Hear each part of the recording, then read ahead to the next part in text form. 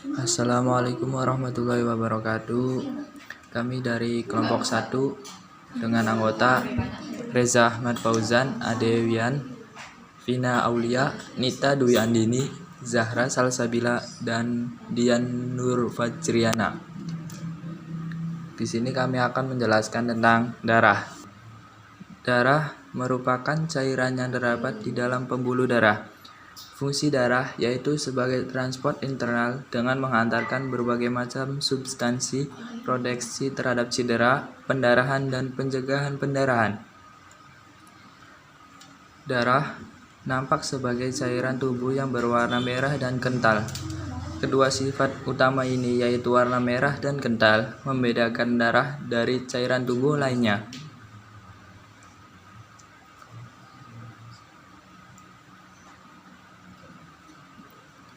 Jumlah darah dalam tubuh bervariasi. Pada orang dewasa, 1/13 berat badan atau kira-kira 4,5-5 liternya adalah darah. Faktor lain yang menentukan banyak darah adalah usia, pekerjaan, keadaan, kondisi jantung, dan kondisi pembuluh darah.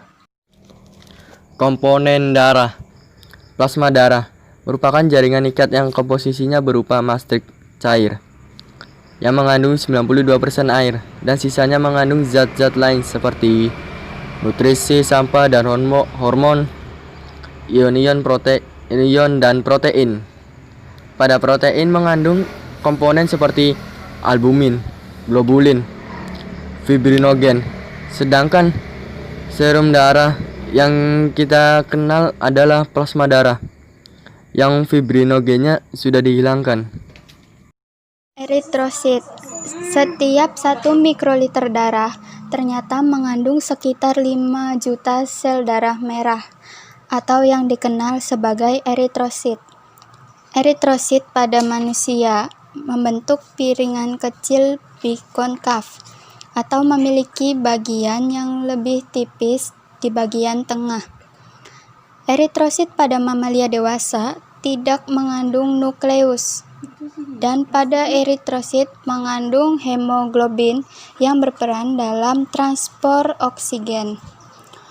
Pada vertebrata, hemoglobin hanya ditemukan pada eritrosit, sedangkan pada invertebrata, penghantar oksigen tidak selalu oleh hemoglobin dan adanya pada plasma darah. Leukosit. Keberadaan leukosit atau sel darah putih kurang dari 1% sel yang ada di dalam darah manusia. Hanya terdapat 1 atau 2 leukosit untuk setiap 1000 eritrosit. Bayangkan, 1 leukosit 1000 eritrosit. Tapi secara ukuran, leukosit lebih besar daripada eritrosit dan memiliki nukleus. Tidak seperti eritrosit yang hanya ditemukan pada sistem sirkulasi, leukosit dapat ditemukan di luar sistem sirkulasi, yaitu mereka dapat berpatroli di dalam cairan interstisial dan sistem limfa. Leukosit terdapat beberapa spesies, dan variasi tersebut memiliki peran spesifik dalam pertahanan melawan mikroorganisme dan benda asing yang masuk ke tubuh kita. Berdasarkan keberadaan granula di dalam sitoplasma, leukosit terbagi menjadi 2, yaitu granulosit atau leukosit yang memiliki granula terdiri dari neutrofil, basofil, dan eosinofil, dan agranulosit yang tidak memiliki granula terdiri dari monosit dan limfosit.